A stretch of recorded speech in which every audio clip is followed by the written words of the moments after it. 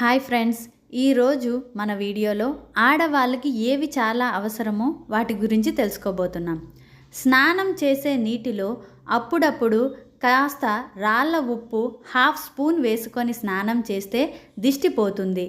బయటకు వెళ్ళే ముందు ఛాతీపై చిన్న కాటుక కనబడకుండా పెట్టుకుంటే ఎదురు దిష్టి తగలదు. అరికాలలో కాటుక కానీ లేదా ఒక్క చుక్క కొబ్బరి నూనె కానీ రాసుకుంటే మీరు వెళ్ళిన చోట నెగిటివ్ ఎనర్జీ వెంట రాదు. వారానికి ఒక్కసారైనా తలస్నానం చేసి తల వెంట్రుకలకు సాంబ్రాణి వేసుకోవాలి. ఆడవాళ్ళపైన పడే చెడు దృష్టి అంతా వెంట్రుకలను అంటి ఉంటుంది, అది పోతుంది. ఆదివారం అష్టమి, ఆదివారం అమావాస్య ఇలాంటి రోజుల్లో ఖచ్చితంగా దుర్గా స్తోత్రం చదవడం, దుర్గమ్మ గుడికి వెళ్ళడం, భైరవుని తలుచుకొని నమస్కారం చేయడం మంచిది. ఉదయం లేవగానే 21 సార్లు గం గణపతియై నమః అని తలుచుకొని పడక దిగాలి. నిత్యం రాత్రివేళ హనుమాన్ చాలీసా కానీ లేదా 11 సార్లు ఓం నమఃశివాయ అని కానీ తలుచుకొని నిద్రపోతే మంచిది. మీ జన్మ నక్షత్రం రోజు మీ ఇంటి ఎలవేల్పు దేవుడు ఎవరో ఆ గుడికి వెళ్ళి అర్చన చేసుకోవాలి. చాలామంది తలకు నూనె పెట్టుకోవడం లేదు. అలా పొడిగా ఉంచకుండా తలలో ఏదో ఒక్క చోట చుక్క నూనె అయినా రాసుకోవాలి. ఇంటి విషయాలు గట్టిగా మాట్లాడకూడదు. కొత్త వారికి కష్టాలు చెప్పుకోకూడదు. పరిచయం లేని వారిని సహాయం కోరుకోకూడదు. పండుగ రోజులలో, సెలవు దినాలలో కనీసం శుక్రవారం రోజు అయినా పాదాలకు పసుపు పూసుకోవాలి.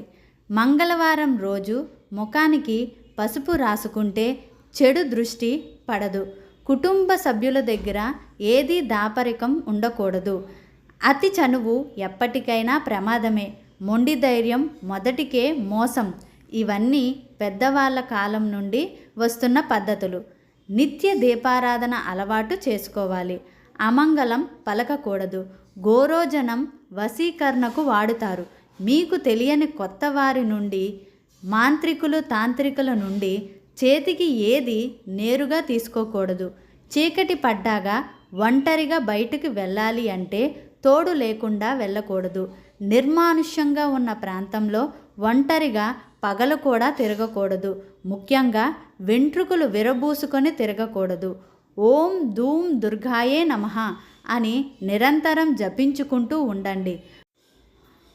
మనసులో నిరంతరం రామనామం జపం లేదా మీ ఇలవేల్పు ఇష్టదైవం ఎవరైతే వారి నామాన్ని మనసులో మననం చేసుకుంటూ ఉంటే మీకు రక్షణ కలుగుతుంది. స్త్రీలు ధరించే గాజులు మట్టుగాజులై ఉండాలి. అది చాలా మంచిది. ఈ గాజులు ఐశ్వర్యాన్ని కలిగించడమే కాక వీటి యొక్క శబ్దం శుభాలను, అనురాగాలను పెంచుతుంది. వంట చేసేటప్పుడు 2 బియ్యం గింజలు భక్తిగా అగ్నికి సమర్పించండి. వంటకాలు ఎంతో రుచిగా, ఆరోగ్యకరంగానూ ఉంటాయి. సంపదలను ఎక్కువగా ప్రదర్శించడం వలన నరఘోష ఏర్పడుతుంది. తద్వారా చెడు జరుగుతుంది. కనుక అలంకారాదులు సాధారణంగా ఉండేలా చూసుకోవడం, సాధారణ జీవిత విధానాన్ని పాటించడం ద్వారా నరదృష్టి నుంచి తప్పించుకోవచ్చు. సుఖ సంతోషాలు కరువైన వారు పసుపు రంగు పూలు ధరించండి. క్రమేపీ స్థితి మెరుగవుతుంది. అప్పుల బాధ ఎక్కువగా ఉంటే తెల్ల పువ్వులు ధరించడం వలన రుణ బాధలు తగ్గుతాయి. ఆరోగ్యం సరిగ్గా లేనివారు, శరీరం నొప్పులు ఉన్నవారు మరువం, మందారాలు కలిపి ధరించడం 20 రోజుల్లో ఫలితం కనిపిస్తుంది. పెళ్లి చూపులప్పుడు ఎరుపు పువ్వులు, పసుపు పువ్వులు కలిపి మాల కట్టి ధరించండి.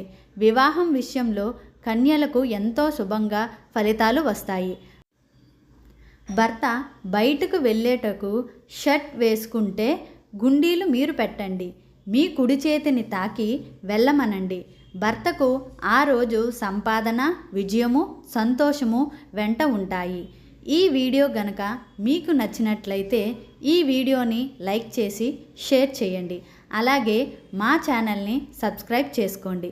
ధన్యవాదాలు.